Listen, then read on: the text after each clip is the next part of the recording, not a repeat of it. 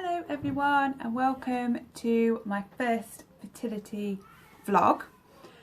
It's a bit noisy, it's because I've got the window open as it's a lovely day. It is also the 24th of May and I'm going to introduce to you this series of vlogs that is starting with this one.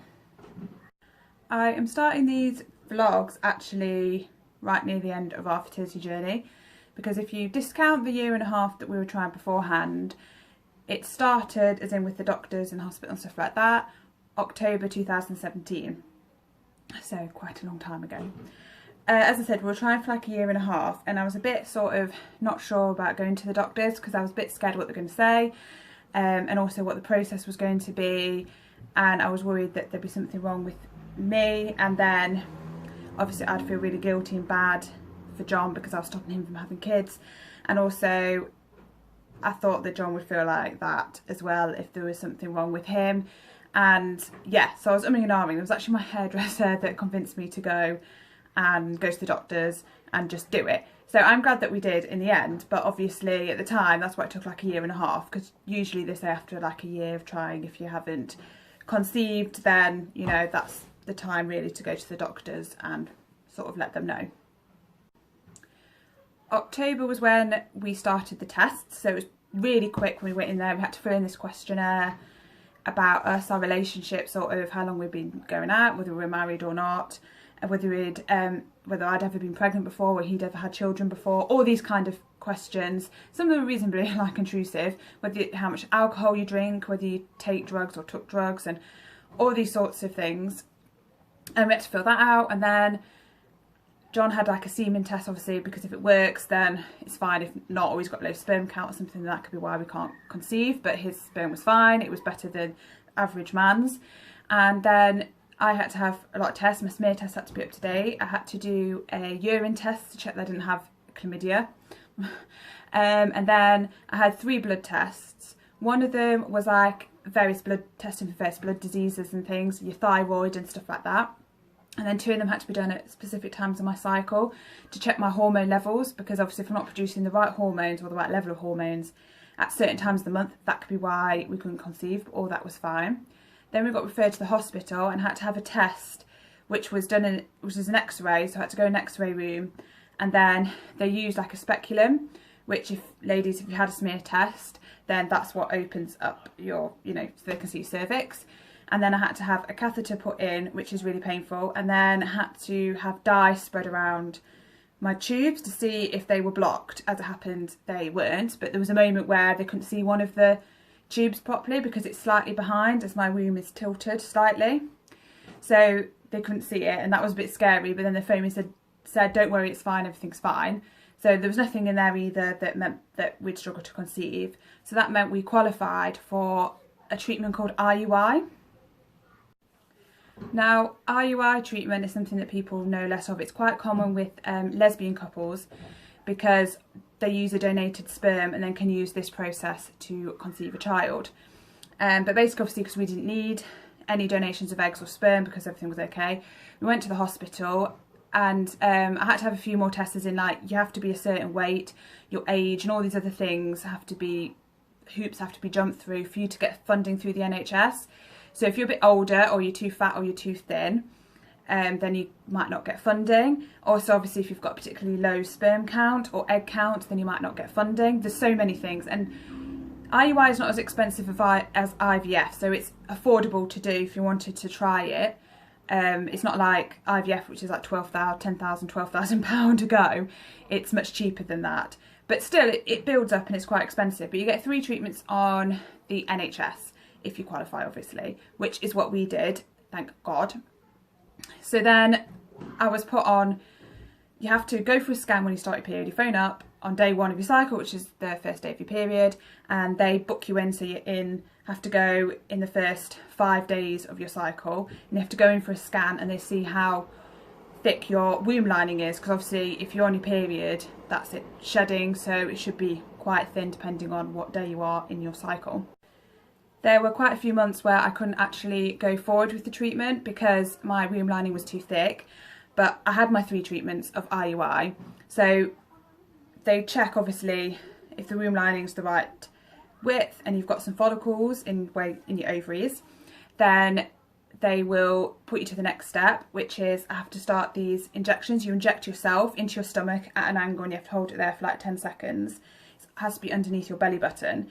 And you do that every day at a certain time, and they give you a certain dosage. This is going to depend on different people, because obviously the stimulation that you need and all that kind of thing is going to be different for different people. So this is just my experience. Then you have to go for a couple of other scans potentially, because they wait until it looks like you might ovulate, as in naturally, and then they force you to ovulate. And then and then when they've done that, 48 hours afterwards, John has to produce a sample at home, and we have 1 hour to get it to the hospital and to get it to where they to the lab, where they then extract as many of the fast swimmers in his sperm as possible, and then they put it in like a tube and a catheter thing, and then I have to go in the room in and out after the hour's up, and they again use a speculum and a catheter to put everything up there into a womb. And so basically it cuts a couple of the bits out, you know, that could be obstacles if you're getting pregnant. And then you have to wait 2 weeks, and either your period comes or it doesn't. As I mentioned, we did it 3 times, so as you can see, 3 times it failed, which meant that we moved on to IVF, which is basically where I am in these vlogs start, is at the beginning of the IVF referral. So we just found out that the 3rd round of IUI had failed. So our first round of IUI was in April 2018, and then there was a big gap, and the second one was in August, because my womb lining wasn't thin enough to be able to do it. And I liked having a break for a month as well, at least a month, because all the poking and prodding and the injections and everything, you just feel it's a bit overwhelming, and you need the space mentally and physically. You just want everyone to like not touch your body for a bit, because there's been like so many people in between your legs, and you just have enough. So I like to have a bit of a gap, and then I feel better mentally and physically to then do it all over again. And then the 3rd round was in January this year, so 2019, and obviously, as I said, all 3 of them failed, which meant that we then got referred to IVF treatment. And luckily we got funding for that as well, because the hoops that we had jumped through for IUI meant that we could also go through those hoops for IVF. But they did do some of the tests again, which was a bit annoying, because we're like, we've already done these like less than a year ago, and now you're asking us to do them again. It was a bit annoying, but hey ho, that's just what you have to do. So that's what we've done. So there you are. You are now up to date with where these videos are going to start in our fertility journey. To give you an idea about how many times we had to go to the hospital for one treatment of IUI, I thought I'd show you this. This is my diary from last year. So our first treatment was in April, and you can see, first day of my cycle, phone the hospital. Then I was at the doctor's 2 days later, and then there's the doctor's again, and you can see I'm taking injections all this time. And then that's when I take the, oh no, that's not when I take it. I think I took my ovulation injection, must have been there. And then that's when like John's sperm and everything was put in. And then a week later, you have to go for a blood test to check that you ovulated. And I had to go to the hospital to get that, because there was nowhere that could get me in, because you're phoning on the day and they're like, oh no, we're all booked up, you can't. But I had to have it that day. So I had to go to the hospital, and I finished work at 11:30 and had to go all the way to hospital via a bus and a tram to get the blood test, which was at like, I think it closed at 1 o'clock or something, 12:30, 1 o'clock. So I had to leg it there. It was a bit of a mission.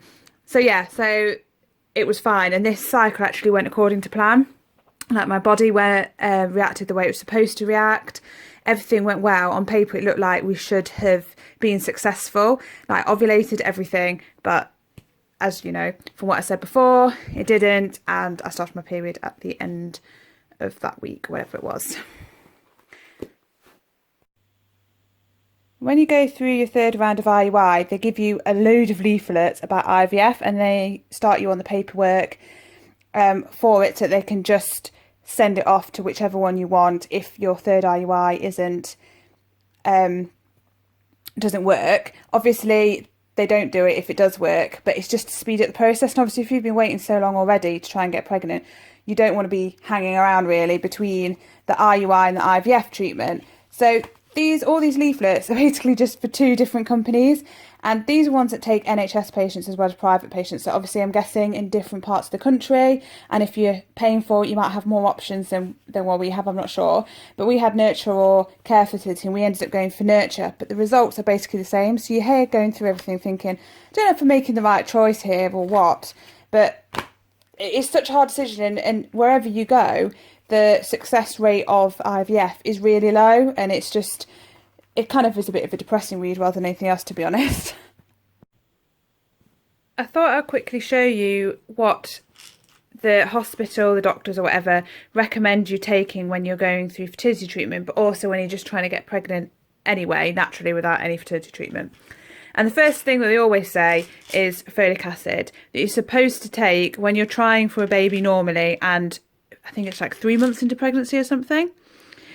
Oh yeah, 3 months into pregnancy. It's supposed to help stop spina bifida. And this is why you're supposed to take it.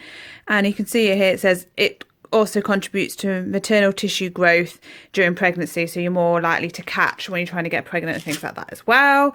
And then the other one that's recommended if you're going for fertility treatment and things is vitamin D tablets, but also for the men, multivitamin tablets, and John's taken them, and vitamin D as well. That is it. So it's not too bad. Of course, when you do go through the actual treatment, you are injecting lots of other things into yourself as well. But these are the only tablets that you need to take while you're trying, whether you're going for fertility treatment or not, but also if you're going through fertility treatment.